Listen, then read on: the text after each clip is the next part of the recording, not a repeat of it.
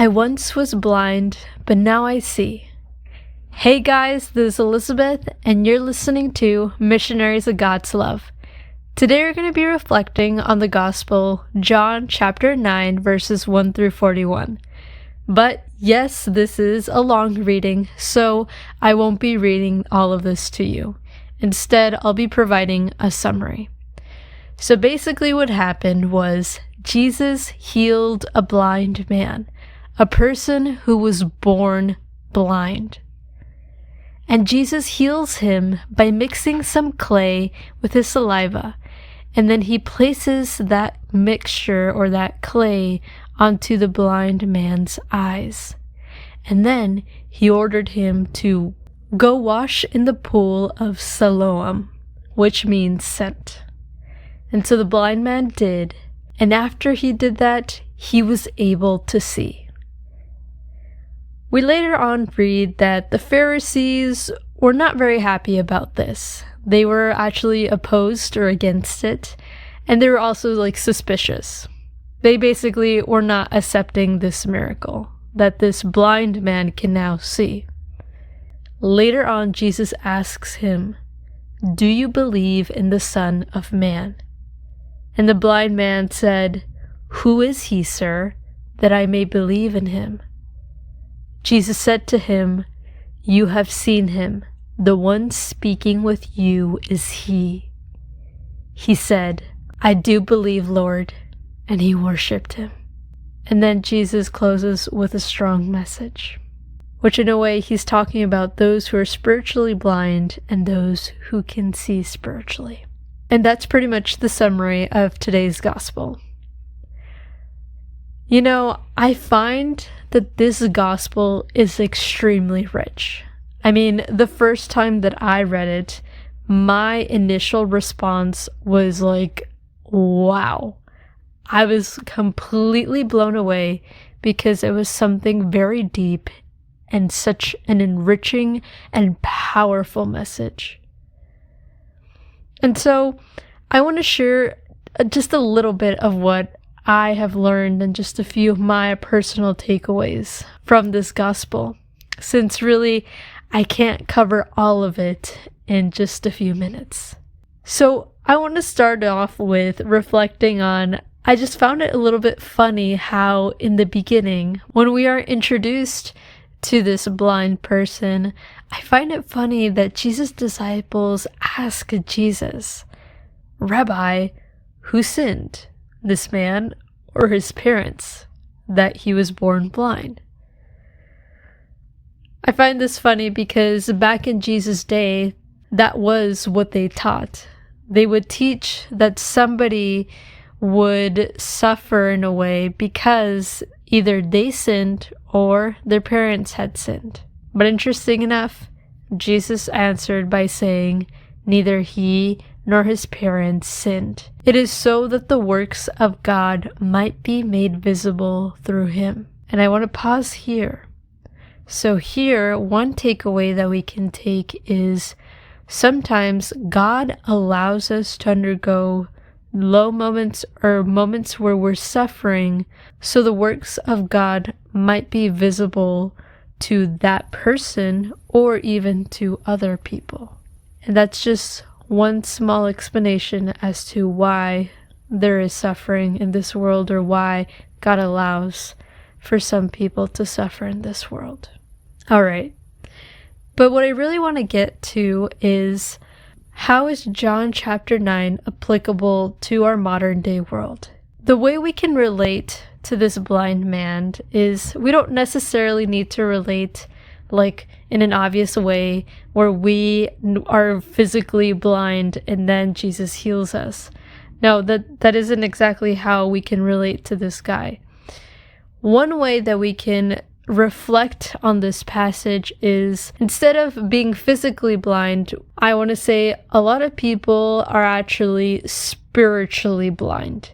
And by this I mean they're unaware of the spiritual world.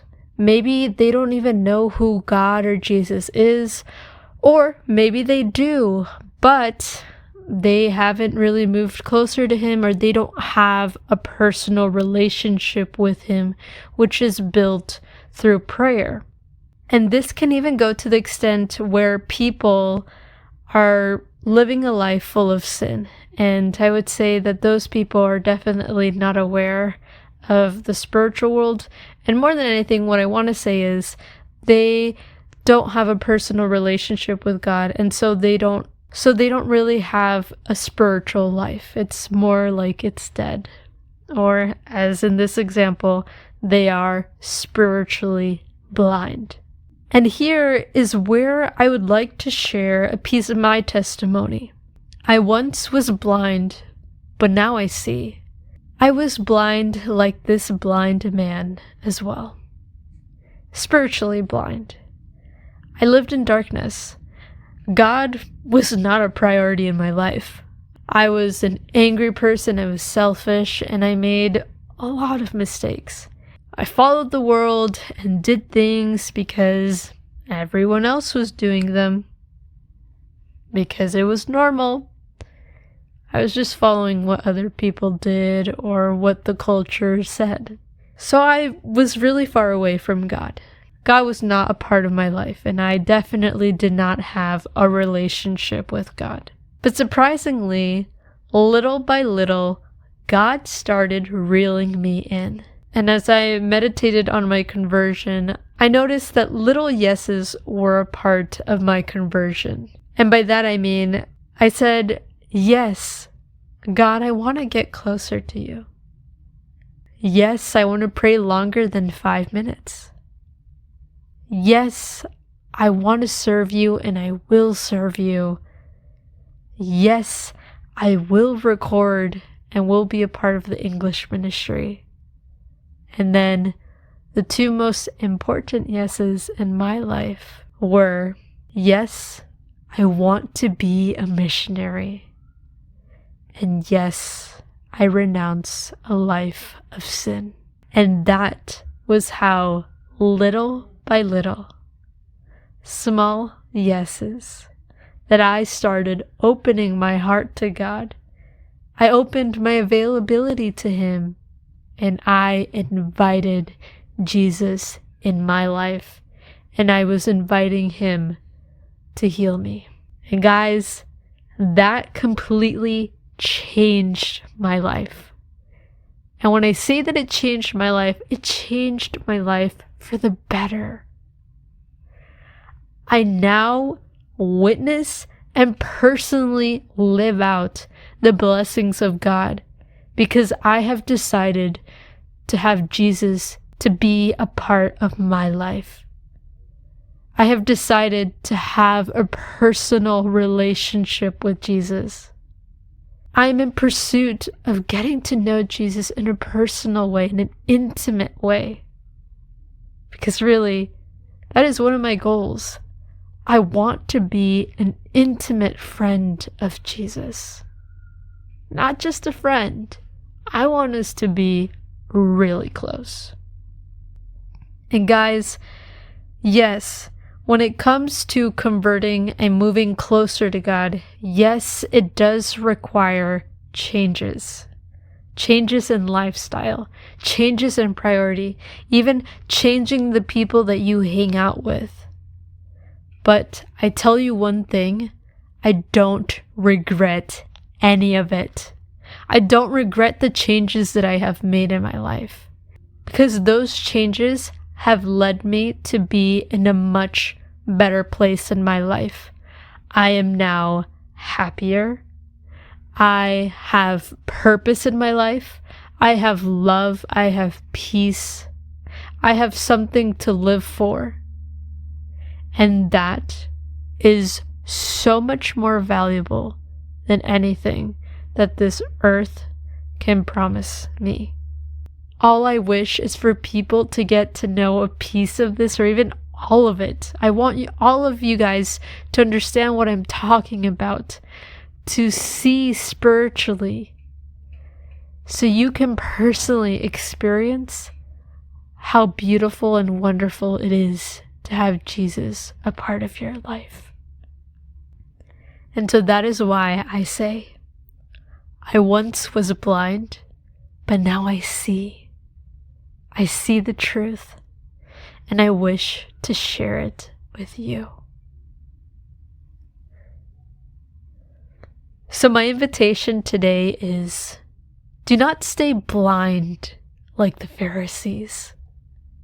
Because some people encounter the truth. They encounter Jesus, but they choose to stay blind.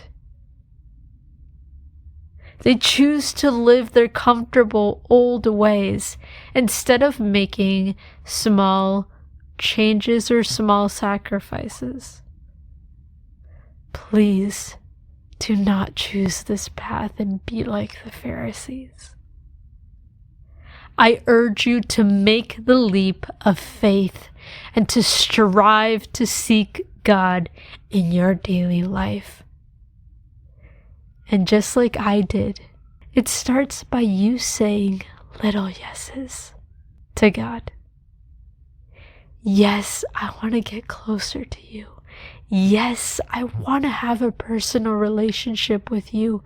Yes, I want to spend more time with you, God. Yes, I want to serve you, God, in my church. Yes, I want to get to know you at a personal level. Now, as you say yes to God, you will encounter obstacles. I'm not going to lie to you. It's not going to be this super linear or straight path. But this is where I tell you that prayer is so important. A strong personal connection with God is vital and essential for your spiritual life, and more than anything, for your spiritual growth. And as you encounter those obstacles, as you long to get closer to God, I remind you that having a spiritual community, a church, a good church to lean on, and great Christian friends who give you excellent spiritual advice, they are very important, because sometimes we need that guidance, we need those tips as we move through our spiritual life. So guys, don't stay stuck in an old pattern, and especially if it's an old pattern where you're not close to God. I invite you guys to move closer to Him, seek for Him, and seek for the spiritual guidance you need in order for you to achieve those spiritual goals of moving closer to God, of getting to know Him personally. The blind man didn't just do nothing and was happy that now he could see. No. He accepted Jesus. He said yes to Jesus, and then he worshiped Him. So that's my invitation also for you guys. If you guys now see and have encountered and accepted the truth, have accepted Jesus to be a part of your life, the next step is to worship Him, to center God, Jesus, in your life. Worship Him. Whether it's through songs, whether it's through words and through prayer, whether it's through service. Worship Him with all your heart and with all your mind. Thank you guys for listening, and if you enjoyed this video, make sure to leave a comment down below, subscribe to our channel, and may God bless you guys, and I invite you guys to continue speaking with God for another 20 minutes. Tell God, "Speak to me, O Lord, or your servant is listening."